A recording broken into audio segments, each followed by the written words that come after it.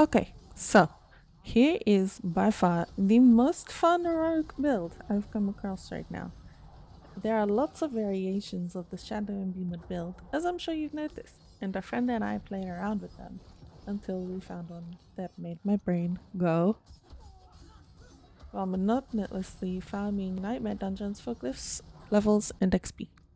Here's a quick look at my gear and stats. You can see that I am trying to focus heavily on imbuement damage and vulnerable damage, and getting imbue ranks on items wherever possible.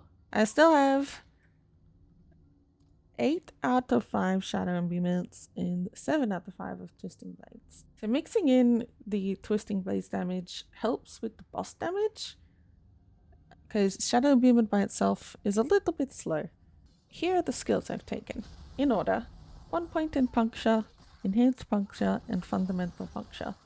This helps very nicely with the vulnerability damage focus. Then we go down to twisting blades. You max it out, you get enhanced twisting blades and advanced twisting blades. Then you come down to agility skills and you pick up dash and shadow step, and you want to get enhanced shadow step and methodical shadow step. And with the dash, you want to get enemies damaged by dash take 15% increased critical strike damage.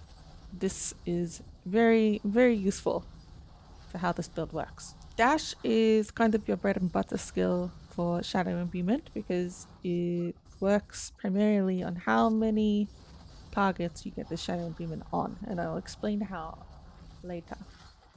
Shadow step is mostly an escape CC tool because you can't dash while you're CC'd, but you can shadow step out of CC so you don't die.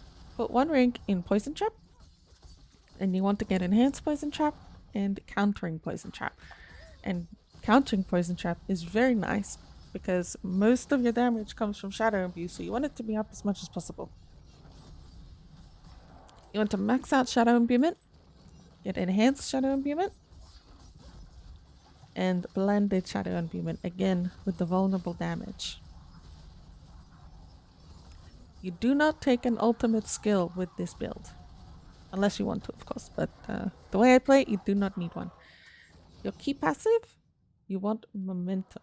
I'll put the extra points for things like Adrenaline Lash and Haste and Trap Mastery in the descriptions if you want to know what they are. I'm still working on the Paragon board for this, but I started as a Death Trap Twisting Blade Rogue, so I just worked from my previous setup, and honestly it works great. My glyphs in order are Closer, Diminish, Combat, and Efficacy. Note that while Efficacy was my 4th glyph to socket, it is the first glyph that maxed out at level 21. The glyph boards I have set up in terms of legendary nodes in order are Deadly Ambush, Cheap Shot, and Exploit Weakness. If you are a lower level rogue, you might want to switch these around so that the Exploit Weakness legendary node is the first one you go for with the Shadow Imbue build. Here's how you ideally start a large pack. Make sure your Shadow Imbue is activated, attack 1 mob with Twisting Blades, dash through the group while applying Shadow Imbue to as many as you can.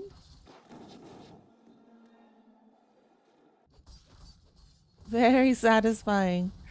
This build is very good at taking down elites as well. Maybe not as quick as some of the other builds, but still very good. Now, I've only pushed to like level 40 keys with this build, just because there's no real incentive to push any higher right now outside of seasons. So let me know if you are successful with this build and can push even higher. I would love to know. Thanks for watching.